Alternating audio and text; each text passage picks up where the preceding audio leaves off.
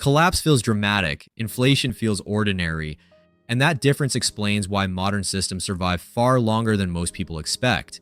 When people imagine economic failure, they picture sudden endings, banks closing their doors, markets crashing overnight, governments losing control in full view of the public. These moments dominate history because they are visible, emotional, and impossible to ignore. But most systems do not end that way. They change shape instead. They stretch under pressure, they adapt, and they drift. And when pressure builds, they choose the path that allows them to continue functioning, even if that path quietly weakens the system over time. To understand why governments prefer inflation over collapse, we need to stop thinking in terms of markets, need to start thinking in terms of incentives. Every large system accumulates obligations. Debt grows, promises compound. Expectations rise faster than productivity. Eventually, the system reaches a point where those obligations can no longer be honored in real terms. At that moment, adjustment becomes unavoidable. There are only a few ways to adjust. One path is collapse, sudden, concentrated, impossible to deny. Defaults occur, institutions fail. Wealth is destroyed quickly and visibly. The costs arrive all at once, forcing immediate recognition of past decisions. Collapse has one defining property. It makes consequences impossible to ignore. It exposes mistakes. It forces accountability. It compresses years of excess into a single moment. The other path is inflation. Inflation is slower, less visible, harder to trace to a single cause. The costs are distributed across time and across the population. Both paths reduce real obligations. Only one preserves continuity, and that is why inflation becomes the preferred response. Collapse requires political admission. It forces leaders to acknowledge limits. It reveals trade-offs that were previously hidden. Inflation allows adjustment without confession. It changes outcomes without formally rewriting promises. Under inflation, debts shrink in real terms without being renegotiated. Wages rise nominally, even as purchasing power declines. Asset prices increase, creating the impression of growth. Activity continues. Institutions remain intact. Nothing appears broken. Nothing demands an immediate reckoning. This is not a failure of policy. It is the logic of governance. Once money is no longer anchored to a hard constraint, adjustment becomes discretionary. And discretionary systems do not follow arithmetic. They follow incentives. Political systems are designed to avoid sharp losses. Voters respond far more strongly to sudden pain than to gradual erosion. Markets tolerate slow change better than abrupt rupture. Institutions survive longer when stress is spread rather than concentrated. Inflation does exactly that. It spreads cost across time. It blurs responsibility. It converts failure into background noise. This logic is not new. When ancient empires faced fiscal strain, they rarely announced insolvency. They reduced the metal content of coins. They altered units of account. They changed the meaning of money rather than admit its absence. The method evolved. The incentive did not.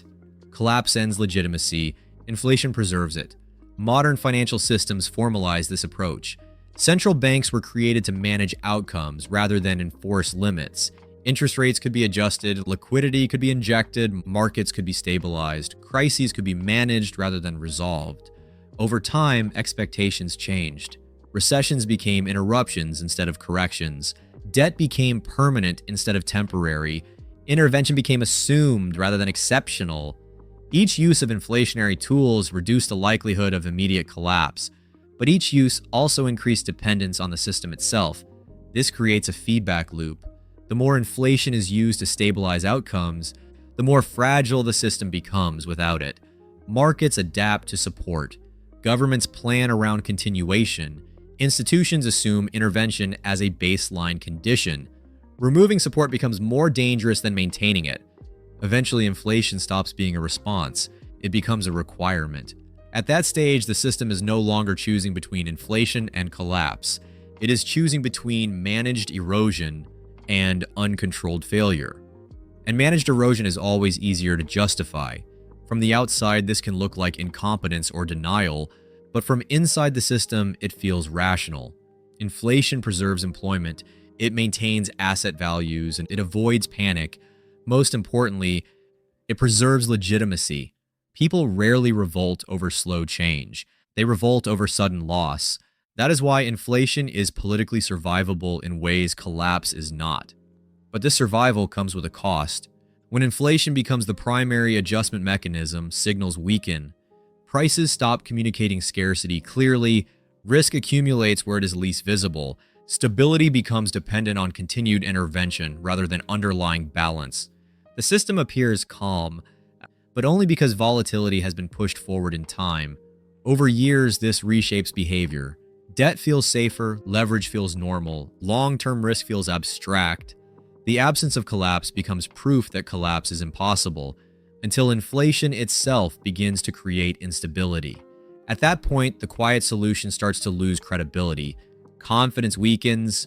Intervention requires larger doses. Each response solves the immediate problem while narrowing future options. This is where systems become most fragile, not during panic, but during prolonged calm. So what does this mean for those living inside such a system? It means the most dangerous moments rarely announce themselves. Stress accumulates quietly. Adjustments happen invisibly. By the time consequences feel obvious, they have often been unfolding for years. It also means that understanding structure matters more than predicting events. Systems built on inflation rarely break suddenly. They drift. And drift rewards those who recognize it early. Historically, people who navigate these environments successfully are not prophets. They are students of incentives. They distinguish between nominal growth and real value, between activity and progress, between stability and control. Inflation does not signal the end of a system. It signals that the system is being preserved, at least for now, which leads to the final question. If inflation is chosen to avoid collapse, what happens when inflation itself stops working? Because history suggests that even quiet solutions face limits. And when those limits finally appear, the adjustment is rarely gentle.